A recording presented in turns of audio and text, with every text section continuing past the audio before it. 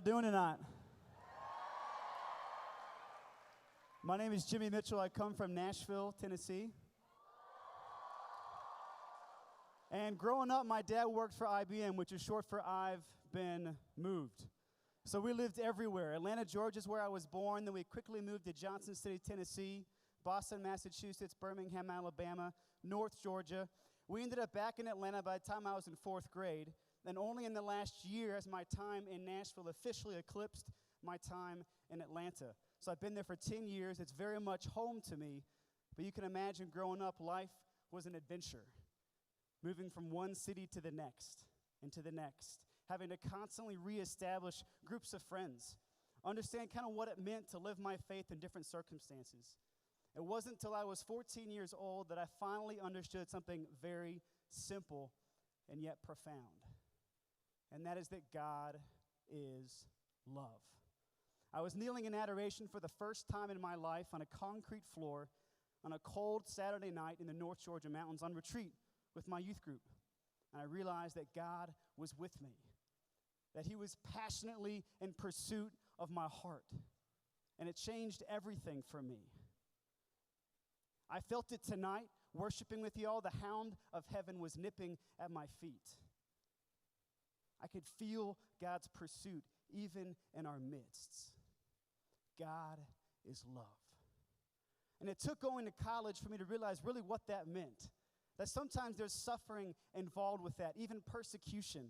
One of my very best friends, freshman year of college, told me I was going to hell because I was Catholic. And that was the first time I'd ever heard that before. So I said, what do you mean? And he pulls out our catechism and he shows me exactly why. And that began this whole process, a deepening of conversion.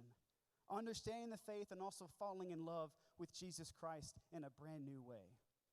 And in the summer of 2006, as a rising junior in college, I went and spent a summer in Honduras as a missionary. And it was there for the first time that I realized the only way to a life of fulfillment and joy would be if I became a man for others. If life ceased to be about me. In high school, I was all about building up the resume. In college, I was all about networking. I wanted the best job in the music industry when I graduated. All I really cared about was my future. And God played a mild role in that, but he certainly wasn't the centerpiece of my existence yet. And it was in that summer, and being loved and having the opportunity to love these orphan children in Honduras, that I realized that God was love.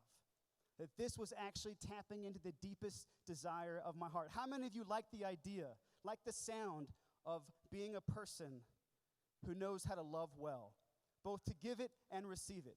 How many of you think that might even be the deepest desire of your heart, to love and be loved? Anybody out there? I didn't realize it until that summer as a 20-year-old.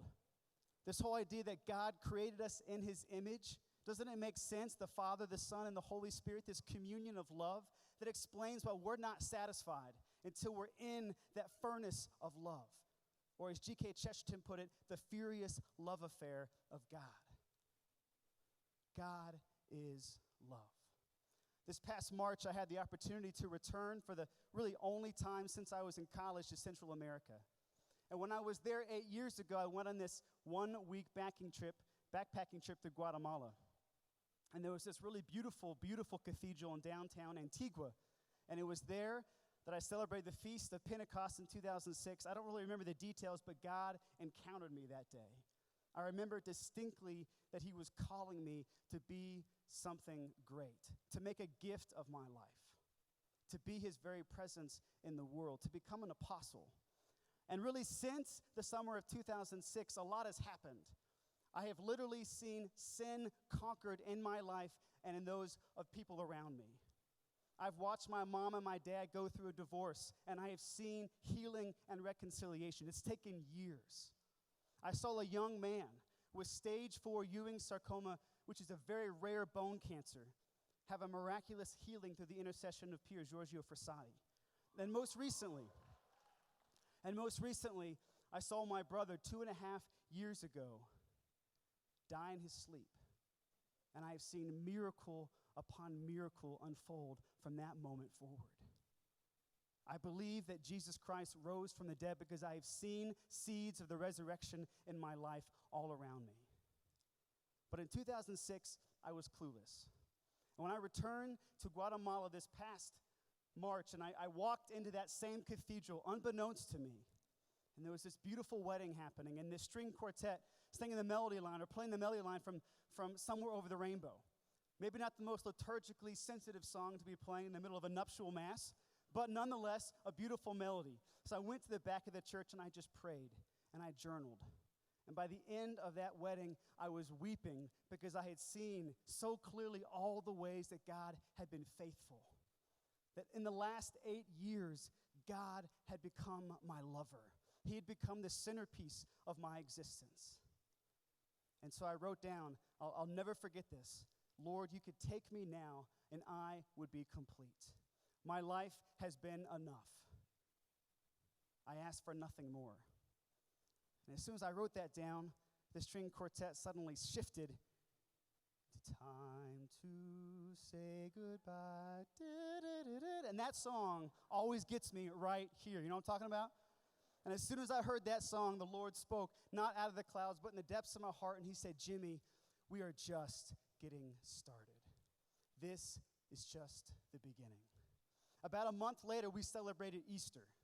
Pope Francis, in his Easter Vigil homily, he said that the whole of this Easter celebration is about returning to Galilee. Think about Mary Magdalene and the other Mary. They go to the tomb on the first Easter Sunday, and they see this earthquake that suddenly happens, and there's an angel of God, and the angel says, you're looking for the crucified one, aren't you? He has risen as he said. Go tell the apostles and tell them to go to Galilee. It's so amazing to think what the first Easter Sunday must have been like. We sort of know how the story ends, don't we? Can you imagine what it was like 2,000 years ago? So Mary and the other Mary, they finally find the apostles. Or before they even get there, they encounter Jesus. This is from Matthew chapter 28, verse 9. And behold, Jesus met them on their way and greeted them. They approached, embraced his feet, and did him homage. Then Jesus said to them, do not be afraid. Go tell my brothers to go to Galilee, and after they will see me. What if this weekend is a Galilee for all of us? The place of first encounter. Maybe for some of us, it's a return to Galilee, to remember who Jesus Christ is, who God is. Love. Do we believe in the depths of our heart that God will never stop loving us, that he has never given up on us? That as we approach that tomb in fear and trembling this weekend, whatever you bring to the table, whatever suffering, whatever sorrow, whatever confusion and pain you have in the depths of your heart right now, what if Jesus wanted to bring restoration to your heart this weekend? What if he wanted to begin a process of redemption in the very area of your life that you have nothing but despair in? If you feel hopeless tonight, trust that God is love, that he's passionately in pursuit of you. And allow him to encounter you this weekend. I know for me, this is going to be a return to Galilee. I felt it from the moment I walked in the door, that Jesus Christ is not ever going to stop loving me. And this is the most important thing for any of us to ever remember, to ever realize, and to ever stake our entire life on. God